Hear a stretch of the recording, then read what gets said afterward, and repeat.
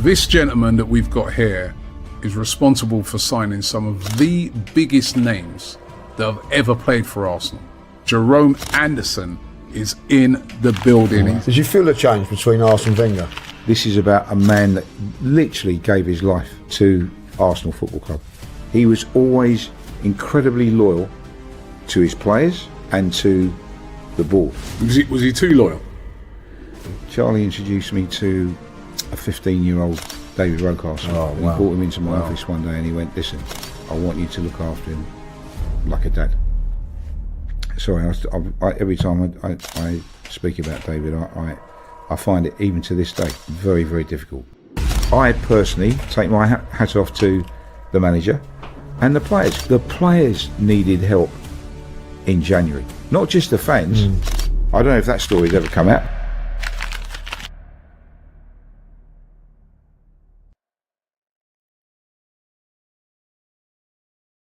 Make sure you catch it on Sunday at 6 p.m. That looks absolutely class. Sunday, 6 p.m, the A-list. Yeah, that's going to be really, really insightful. And yeah, welcome back, everyone. Hey, welcome back to me. I've been on holiday, but I think my mic's a bit poppy. So there we go. Let me just adjust the audio.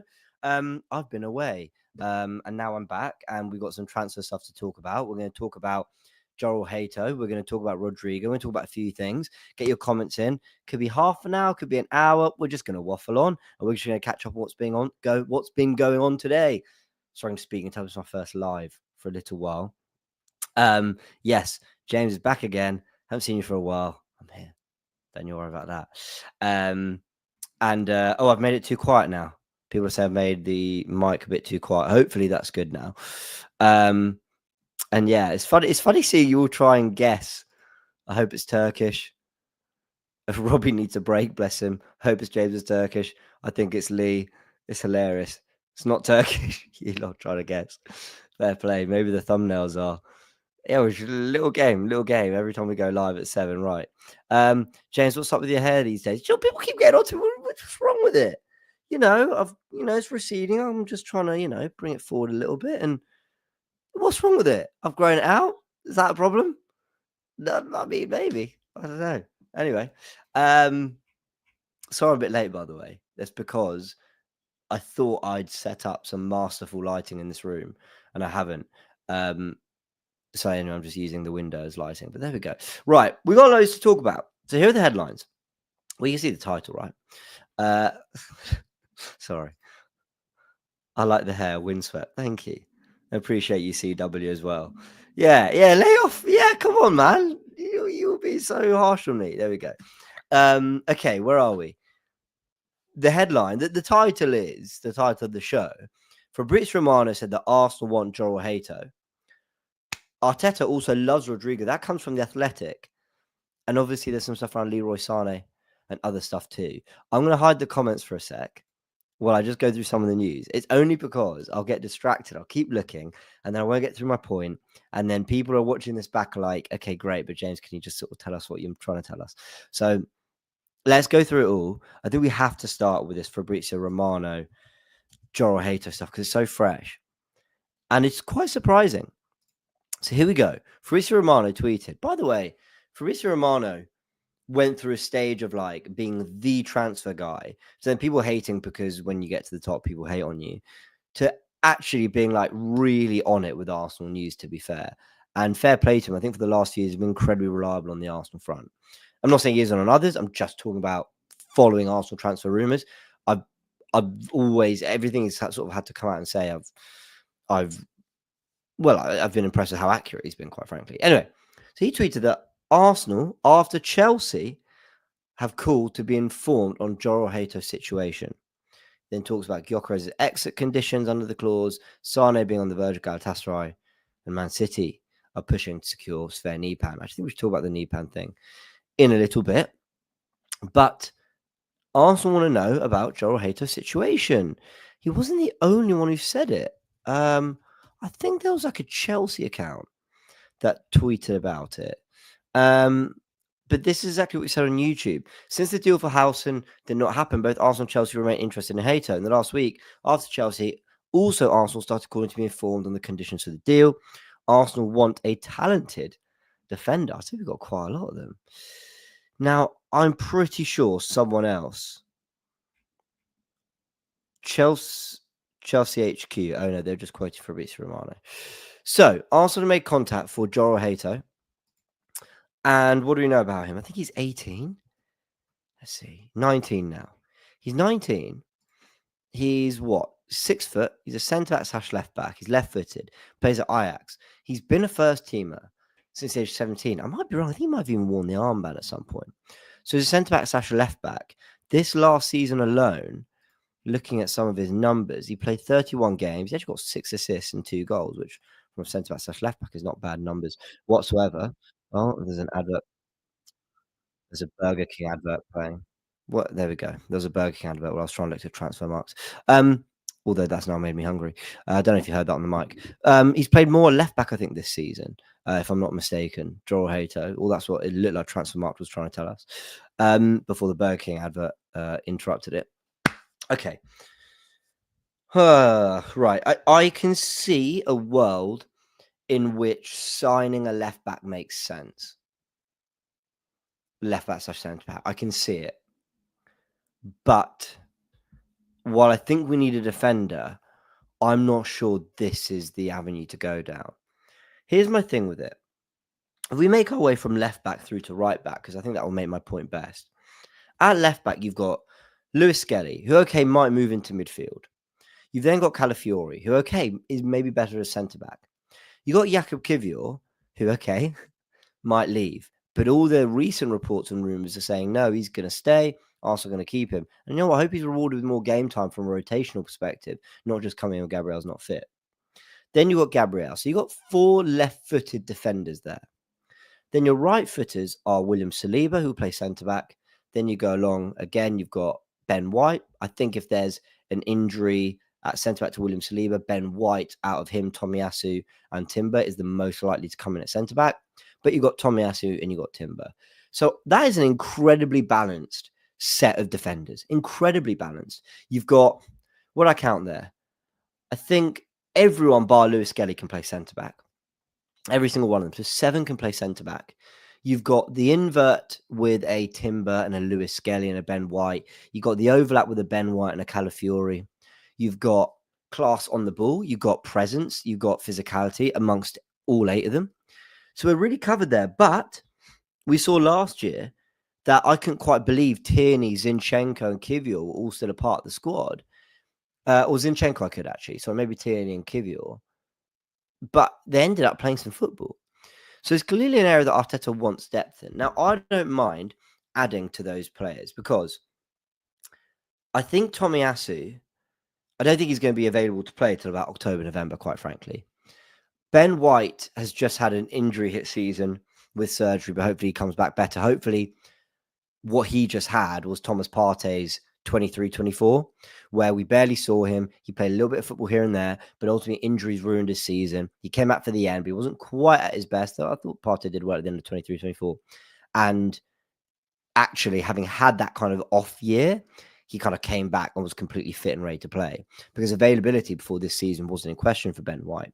So I'm thinking and hoping that's what's going to happen with Ben White, but you still got to be cautious because he had surgery last year and he came back, but really rarely got many opportunities under Arteta. Even when there was a case for using Ben White a little bit more, Arteta sort of went, no, I'm not doing it. So I think you've got to be conscious of Tomiyasu's situation, White's situation, and Timber and his ACL. I think you take all that into account. They're all predominantly right backs, though they can all play at centre back brilliantly. And then you've got William Saliba, who played an awful lot of football last season. I can see why the preference is to add a left footer.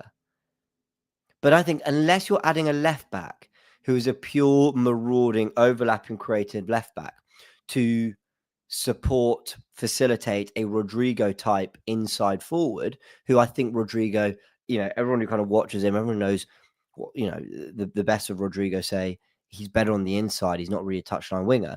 I think unless you're getting that profile of left back, I don't really understand this. I don't really understand the need to add another left-footed centre-back, basically, who might be able to cover at left-back. it just doesn't really make a lot of sense to me when Kivior and Calafiori can play that role. Now, I'm not saying, by the way, that Hato's not better than them. He might be. Maybe this is a case of there's an opportunity to add simply a better player. Maybe he is too good that Arsenal go, no, it's too good an opportunity to miss out on this kind of player. Maybe. But I'm no expert on Hato. Let me know in the comment section below. I don't quite get it. I'll tell you what makes way more sense to me. Marc Guehi. I think this makes all the sense in the world. He's Premier League experience. He's 25, so he's a good age. Got 1 year left on his contract. So, Palace fans, you tell me if I'm being ridiculous, but does that mean he's available for 35 to 45 million? Maybe somewhere in the middle, maybe 40 million pounds.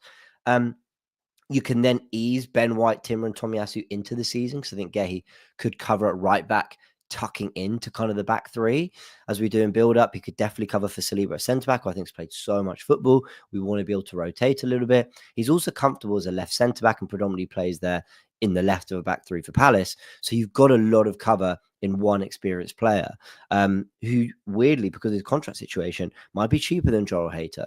I know Ajax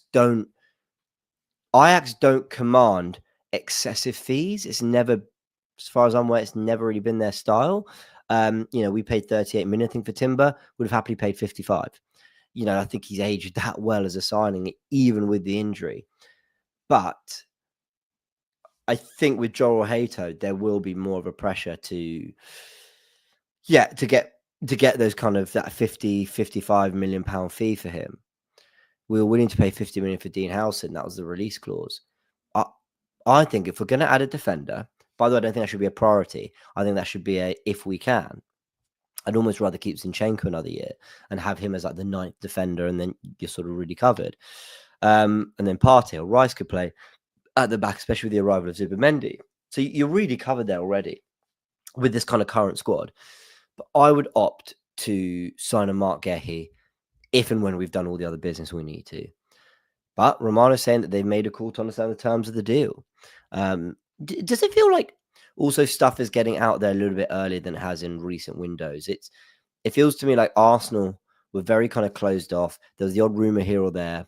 But now this feels like the old days of maybe even 5 to 10 years ago, where we're getting lots of updates on literally every step that Arsenal are making in the transfer market. It feels like they wanted to be really, really quiet when Edu was kind of running things with Arteta. Now maybe Berta wants to use the media a little bit more to his advantage. I just wonder, because why is this out there? We made a call, like, so what? I mean, I'm sure that happens for 10 players a week. I mean, why wouldn't it? I mean, they'll have this roster of potential signings and they'll be trying to work out what the terms are of these deals. So you could also say that it's so early that we shouldn't really have to think about it. But Romano's got hold of that information. So let's see.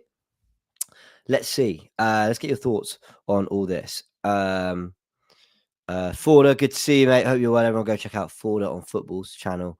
Stop laughing at my hair, people. What's wrong? What, do I have to start wearing hats? Come on. It's not that bad, people. It's not that bad. Where are we? Tomiyasu is always injured, says Adam. It's not happening. Move on. Who are we talking about? Rodrygo or Hato? People forget how solid Tomiyasu is. Tomiyasu fit. A fit Tomiyasu plays for us 100%. Even when everyone's fully fit at their best, Tomiyasu gets minutes in big games. I've no doubt about it. But he's always injured. So we have to plan for a world without him till he kind of proves that fitness. But I wouldn't be selling him because I think he's too good, and I don't think you're going to get a particularly good fee for him. So I think you do well to get 10 million. I'd keep him because I think he's a class act. I think he's a class player. And if he's fit, I'd want Arsenal to use him in some way. I've seen the stuff about Gyokeres' age, and we'll get there, guys. It's pointless unless it's an overlapping left back. That's how I feel. I think unless we're getting an overlapper, I don't really understand the idea of getting a left footer in the back four. Hi, James. Have Arsenal finally given up on signing Isak this summer? I think we all gave up on that like 3 months ago, to be fair. I think Arsenal certainly did too. What else? Robert says he doesn't care about Hato. Okay, fair enough. More comments coming in. James, your music taste is fired. You have a Spotify playlist. I might make that public at some point. Thank you. I see you've been seeing what I've been posting on Insta. What after you? After years of failure, James's hairline started to do the same. You lot are nasty work. This. You're lucky. I'm in a good mood. Okay, let's go to your super chats. H with a super chat. Stop dreaming. You're not getting Rodrygo. Thank you for your £2 super chat. Second again, ole ole. Who do you support, H? Because unless you're a Liverpool fan. But there we go. Rishi says, James, say something about Kudus, please. No, because every day I'm talking about Kudus. Come on. One day. Hopefully we'll link to him again. Ex-West Ham employee, the sort of ITK in the West Ham space says that we've inquired about him. Oh, now the hair's gone now. That we've apparently inquired about Kudus. So let's see. Or that we're one of the clubs interested. Something like that, he said. I don't think he said we inquired, actually. But anyway, let's see. So that's the Jerrel Hato stuff, guys. That's my position on it. I don't really know what to tell you. I'll always be happy when Arsenal want to sign talented footballers. But that doesn't mean that I'm not quite conscious of the way Arsenal do business and have done business over the years. We like goalkeepers and left backs. And I'm also quite conscious of the budget. 50 million's gone on, 55 million's gone on Zubimendi, 5 is going on Kepa, that's 60 million. Sesko, I don't think it's going to be any less than 70 million. Now, that brings us on to some other stuff. But anyway, that basically means we're at £130 million spend already. And I think we need a left winger. I think we need something more in midfield. We potentially need a defender. So there's a lot of work to do. I just don't know if the fee that Jerrel Hato is going to command is worth it or even necessary, quite frankly. But let's see how this one progresses. I do feel that when Romano and Ornstein get hold of certain information, it's because things are moving. But let's see. Now, Sesko. Apparently, I saw some rumours that... Is it rumours? Sesko's maybe getting a bit frustrated with Leipzig's stance on everything. Let me have a little look. Okay, it might be a rumour, guys. No. Oh, no, it came from Graham Bailey of GRV Media, TBR Football. Okay. So he says that Benjamin Sesko is hugely frustrated with Leipzig. The strikers' camp believe they've had an agreement to move for less than 70 million euros, £15.9 million. However, the German club are now insisting on an overall deal worth 80 million euros, which is 67 million pounds. And the player believes that is not what he was previously told. Firstly, gentlemen's agreements in football do not work. Get a release clause in or don't sign the contract. Harry Kane had this. Sesko might be having this. I think Gyokeres might be having this right now too. We'll put this release clause in, but we'll let you go for less. Come on, when it comes to it and you're leaving the club, what incentive is there for the club to maintain good relations with you? Maybe with the agent, maybe in general there's a particular stance they don't want to be seen, a particular way they move in the market that they don't want to kind of have attached to them. But generally, don't expect gentlemen's agreements to really hold weight in the transfer window. Football changes very quickly. Demands change. Leipzig might have expected Champions League football at the time of agreeing that. They didn't get it. Now one of the most valuable assets can go for an extra 10, 15 million pounds than they originally promising. And they're going to do everything for that extra 10, 15 million. That's if Graham Bailey and what he's saying is correct. But that's interesting. Now, it's not the only one because there's some quotes. Eurofoot. So, Yogo, which I think is a Portuguese outlet. So apparently the sporting president has said, I'm reading this from Eurofoot at Eurofoot.com. Can you guys confirm to me in the comments if this is all like legit and true? But this is apparently he said, sporting president Federico Varandas has said, threats and blackmail don't work with me. One thing I can guarantee, Viktor Gyokeres does not leave for 60 million euros plus 10 million euros. I never promised. With this game that the agent is playing, the situation only worsens. Until today, Sporting has not had a proposal for Viktor Gyokeres, neither today nor last summer. Viktor Gyokeres is one of the best footballers in the history of Portuguese football. He's a fantastic professional. To this day, he has zero proposal and has 3 years on his contract. They're playing hardball here. And you know what? It never made sense. There's a release clause for 88 million or something, but they'll happily let him go for 60. Why? It kind of almost made us all wonder what's wrong with the player. But it could be that the agent was really driving that to certain clubs and driving that to the media, because maybe they'd caught wind that that was a deal that Sporting were willing to do. I don't know. Certainly, there's been way more noise around Viktor Gyokeres. And also, if there is competition from Arsenal and Manchester United and other clubs are looking at him, there's every chance that the agent's going, also that the club are going, well, we don't have to agree to that because we might have a bit of a bidding war here. They might be seeing what the value is for Sesko, the value for Ekatike. The lap didn't go for very little. Florian Wirtz has just gone for an extraordinary amount. That they're probably thinking, no. Well, why would we let one of the hottest strikers in Europe go? There's no one. And I know you've got to factor in the Portuguese league and all that, and some people think that's harsh, and some people think you absolutely need to. But why would you possibly let someone in that red hot form, probably the most, on pure numbers, forgetting the context of the league, everything, the most dangerous striker in the world right now, in terms of the numbers he's putting up, why would they let him go for 60 million? Doesn't make any sense. Darwin Núñez went for way more. He doesn't have these numbers. That was 2 years ago. That was kind of still, it was 2-3 years ago. I think still nearer the like pandemic times where clubs were still a little bit more hesitant about spending money. Money's being spent now quite freely amongst clubs. Why would they do that? There are a lot of clubs that need strikers. Liverpool, Man United, Arsenal, Chelsea. They're all looking at strikers. Even if they've got players in those positions, they're all looking at strikers. Why would they do that? Real Madrid need a striker. Barcelona might. It just doesn't make any sense to me. It really, really doesn't. But that's what the reports are saying. So, yeah, it's a strange one. I do think there's a lot of game playing happening here. There was a report that Gyokeres' agent had met with Arsenal. That was happening right now, apparently, like today. But is this some stuff making its way out from Berta to hurry up Leipzig and Sesko? Leipzig literally asked, who did Slovenia play yesterday? They asked Slovenia not to play Sesko because he'd been struggling with an injury and they didn't want to risk. Let's have a little look. So yesterday they played Bosnia and Herzegovina. The lineups, Kramer started up front. They didn't have Sesko and he wasn't on the bench. Right, so that confirms the information that he wasn't expected to play and that Leipzig didn't want him to play because of the potential transfer and he'd been carrying injury and they didn't want to risk it kind of getting worse. So I feel like that tells us that Leipzig want a quicker resolution to all this than perhaps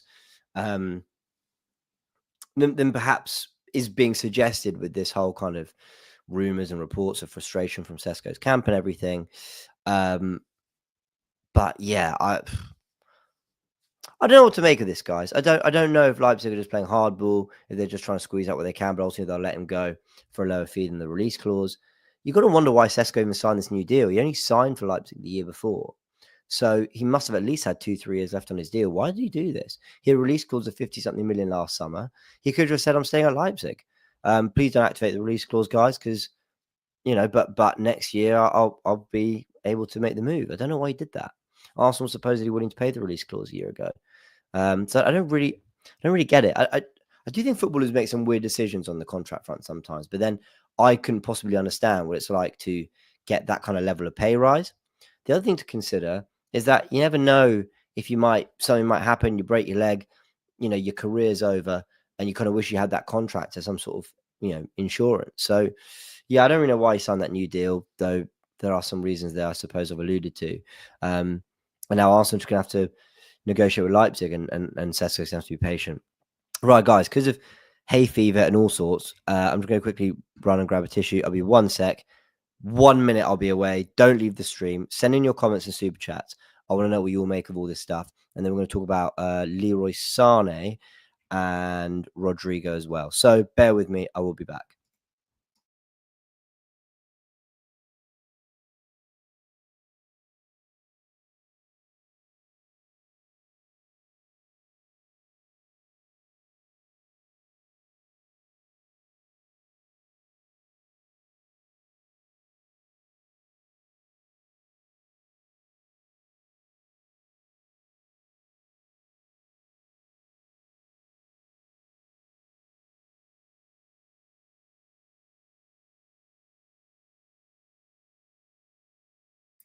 And I'm back. I said I would be, and I'm back. How long was I? 30 seconds? A minute, maybe?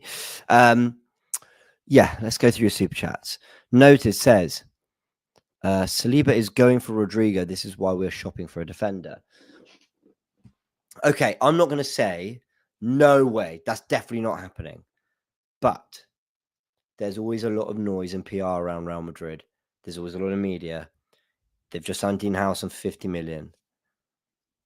I don't think that's what's happening. They're a patient club, Real Madrid. They do good business. They will wait, like they do with Rudiger, like they do with Trent, like they do with Mbappe. They will wait to get him on a free transfer if that makes the most sense for them. And if they can't get him immediately, they will do that. I personally think Saliba ends up at Real Madrid at some point in his career. I think he will play for that club, but I don't think it will be this summer. Could it be next summer? I actually think Saliba is going to sign another deal. I think Arsenal have a good enough window, a good enough season, and Gabriel committing too. I think, and also we can't underestimate happiness. I mean, I think he's happy at Arsenal. Yes, he wants to. Yes, he wants to win things. Yes, he was paid at the highest level, but he's also very happy at Arsenal. That kind of comes across in his body language and everything he says and reports that we hear. So I think he'll stay for another year. I think he might even sign a new deal, but I think there's a move for Real Madrid at some point, and there's no rush for him because he's such a young defender. But yeah, let's see. I hope you're wrong noted, but I appreciate the super chat. The very kind super chat from Who's Rigo? But thank you very much. He says, not sure what your day job is, James, but you're such a professional. Thank you very much. That's very kind of you. I prefer this to the hairline comment, so thank you. Have you looked into TV presenting if Jordan can do it? Jordan is brilliant, guys. I mean, I know we banter him, and I know that we have a good old laugh on Forever Arsenal, but he posted recently on Instagram like a reel and a highlights package of kind of the work he's done in journalism. Everyone go check it out. It's amazing what he's doing. It's amazing the people he's spoken to, the access he's had, the story he's told, the news he's covered, and balancing that with also being a really professional journalist who is there to get the story and be accurate and does everything in an incredibly professional manner, to then showing completely other side of him Forever Arsenal, where he's a fan. And that's what AFTV is. It's Arsenal Fan TV. And Jordan, on that, you see a different side to him, but a great side to him still. And yeah, he's brilliant what he does. I couldn't do TV presenting to the level Jordan can, in my opinion, certainly not from a journalistic perspective. But to answer your question, I mean, this is my day job. I do AFTV, I do the Gooniverse, and I'm very lucky to do so. That's because of all of you in the comments, supporting us and tuning in. There's 2,000 of you watching right now. Like, hit the like button if you're enjoying it, then more people will see it. Subscribe to the channel if you haven't yet, and all of you tuning in, and whether you're commenting or just watching or sending in super chats, you're all supporting us and allowing me to do this as my day job. So thank you to all of you. Genuinely, it's because of all of you that I'm able to do this. So yeah, thank you.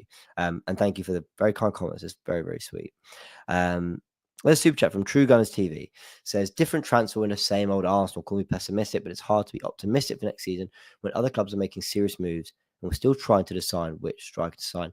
I tell you what, I got a bit annoyed at a report today. I think Sam Dean is brilliant, by the way, but there was a report, and it's not his fault. He's got to tell everyone how it is. He's got to tell his readers how it is. But there was a report that was a line was aggregated about how Arsenal are weighing up Gyokeres and Sesko, and they're soon to decide who they want. And I'm sort of banging my head against the wall because I'm like, surely they know who they want now. I mean, come on.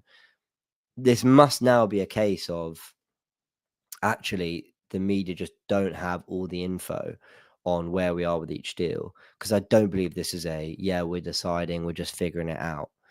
So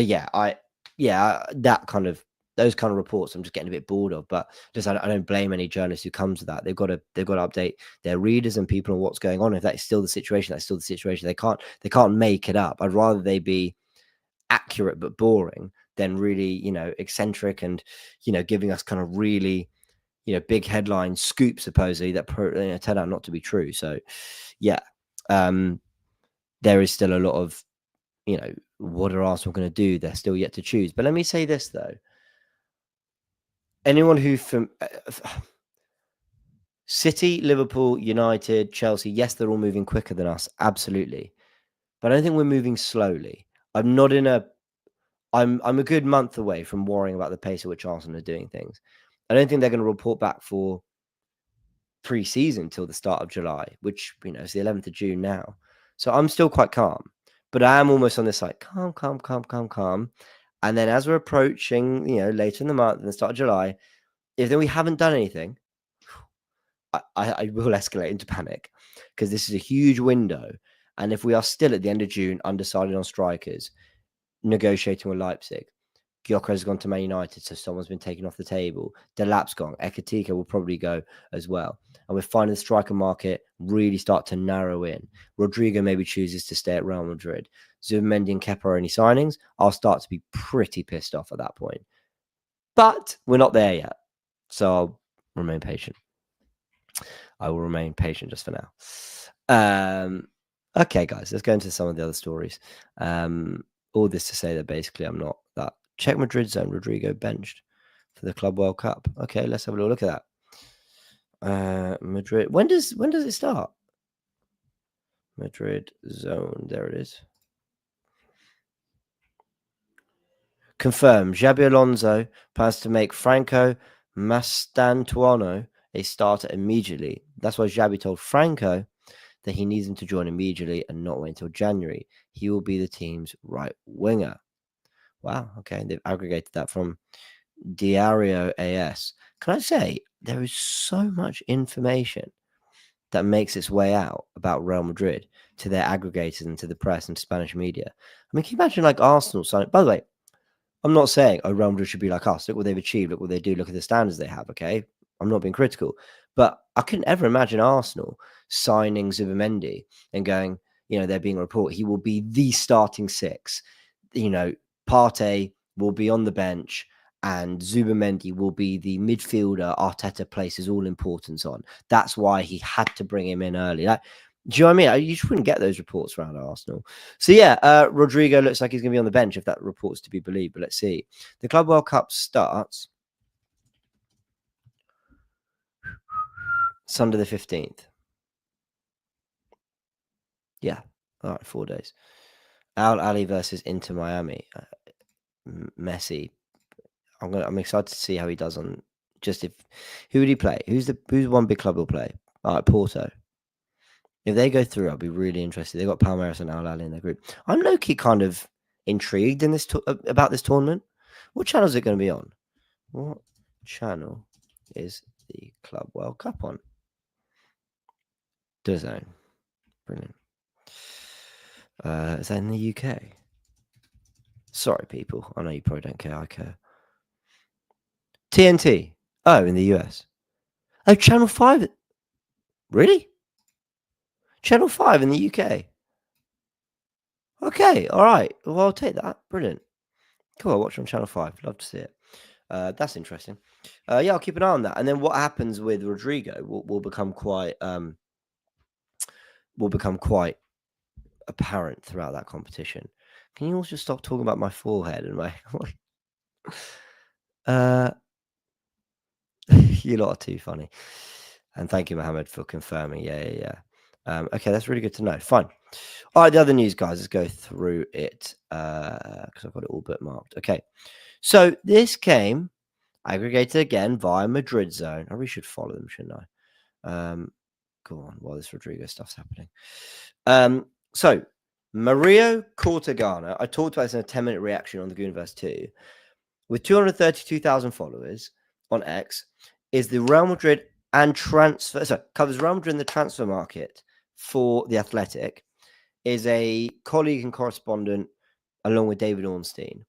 He has said that Mikel Arteta is in love with Rodrygo. The coach carefully studied Rodrygo, and he is totally certain that Rodrygo would be a superstar at Arsenal playing on the left wing. Arteta really, really wants Arsenal to sign Rodrygo this summer.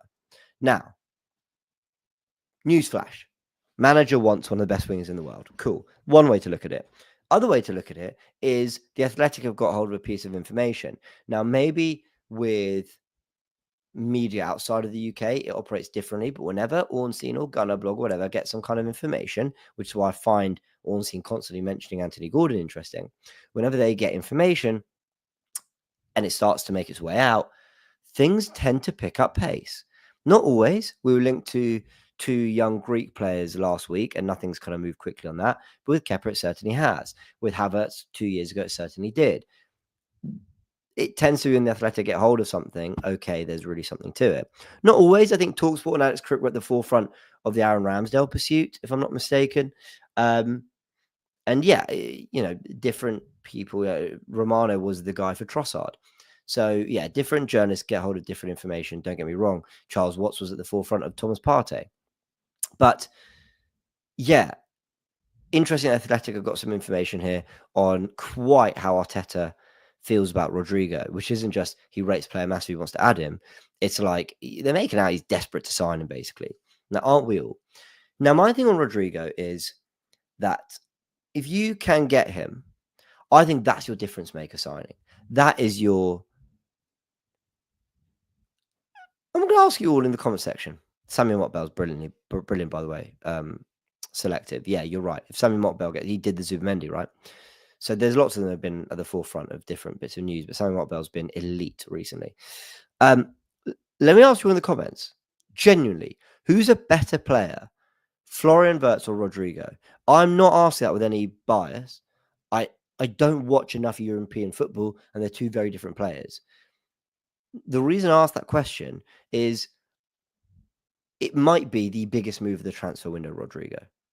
That might be the biggest transfer. Maybe not funds-wise, because Florian Wirtz just went for £126 million, but it might be in terms of profile.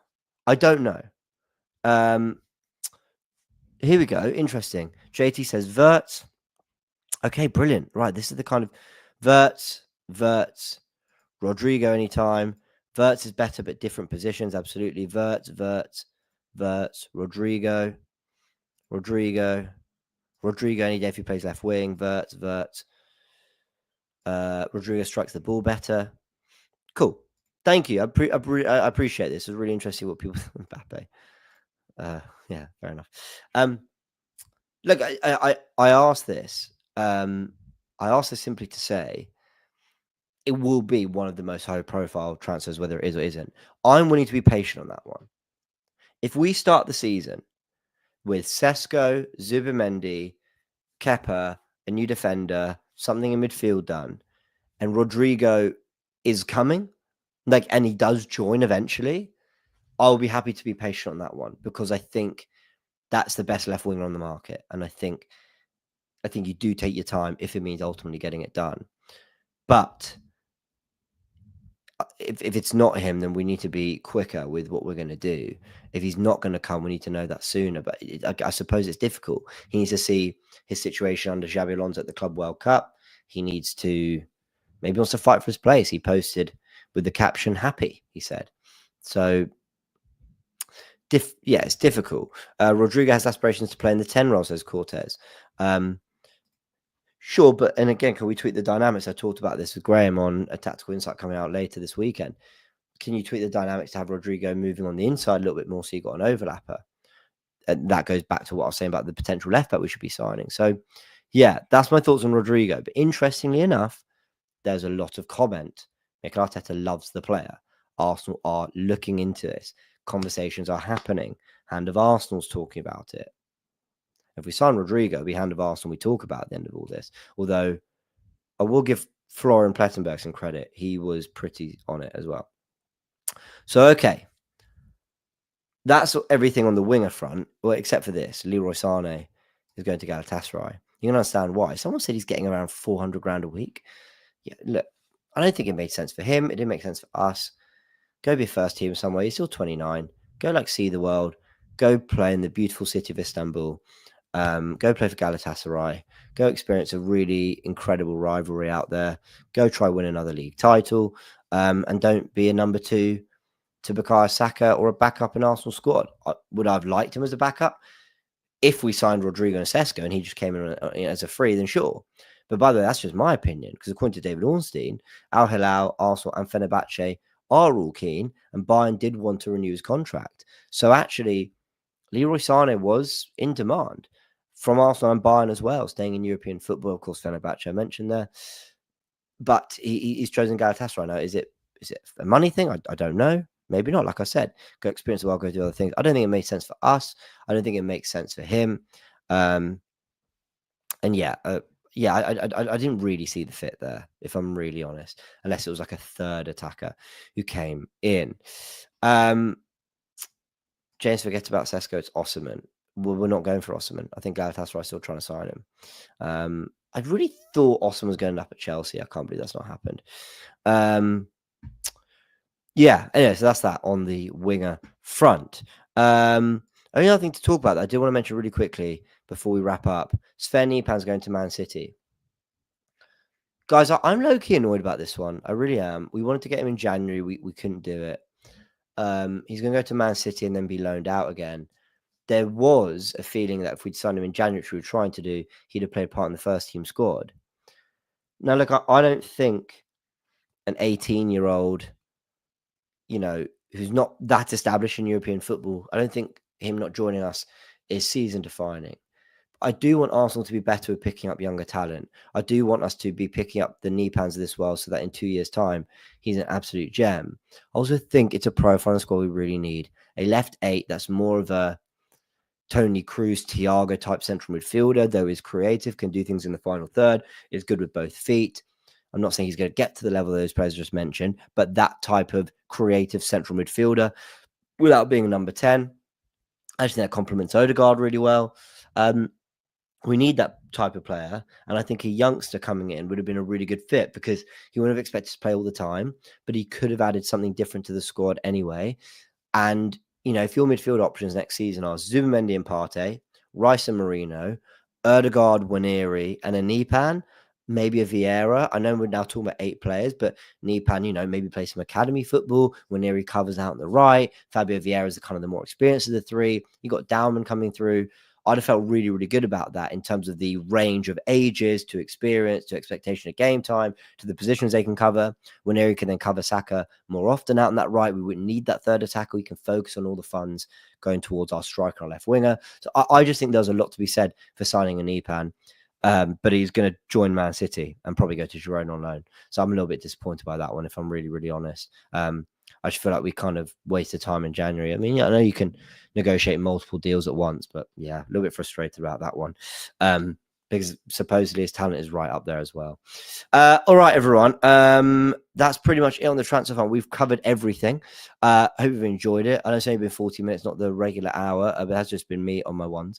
So hope you guys have enjoyed it. Let's go through your super chats really, really quickly. Wayne says here, I live here in South Florida, Miami/Fort Lauderdale, and they can't sell tickets for this Miami game. Oh, man. Oh, last minute flight to Florida, Neil? I'm going to sneeze. Don't sneeze, James. This is one way to extend the stream length. Okay, we're good. Are we? We're good. Okay. Oh. Zubimendi going Madrid. Arsenal get Sesko and Garnacho. No. We will get Zubimendi. I'm so confident of that because of all the reports. Garnacho, no, thank you. No. Everyone, big thank you for tuning in. I super appreciate it. Look out for Tactical Insight coming out this weekend. Graham did a brilliant job breaking down the Benjamin Sesko stuff. And you know what? If you have doubts, I really think the breakdown we've done coming out on Sunday, I think it's going to win you over a little bit. Even if you're not even if it doesn't make you Sesko over Gyokeres, I think you'll go, okay, I understand a lot more why we're going for this guy. If you are sort of kind of hating on that deal or really not convinced whatsoever. So go check that out if you'd like. This was meant to be a live call-in. We're going to do fans and all of you can call in. I think that will be the Wednesday 7 p.m. slot. We just haven't quite got the wait, hold on. This isn't true, right? What you guys are putting in the comments about Partey and Barcelona. We just quite haven't got the tech right there yet. No, you're all lying to me. Well done. You made me go and check my Twitter for no reason. Sorry, some funny comments coming in. What was I saying? Yeah, the fan zone will be coming, so look out for that. Michael says, James, thoughts on X's impression of you? Has he done another one recently? He did one. He's done one over the last couple years, and it is funny. I mean, you just gotta laugh. It's very funny, even if he's roasting Arsenal. It's very funny. So anyway, there we go. That's everything, guys. Check out AFTV for all the latest, and I'll catch you very soon. Hato, Rodrygo, everything covered here. Let us know your thoughts in the comment section below if you're watching a little bit later, and I'll catch you on a bit. Bye. This gentleman that we've got here is responsible for signing some of the biggest names that have ever played for Arsenal. Jerome Anderson is in the building. Did you feel the change between Arsene Wenger?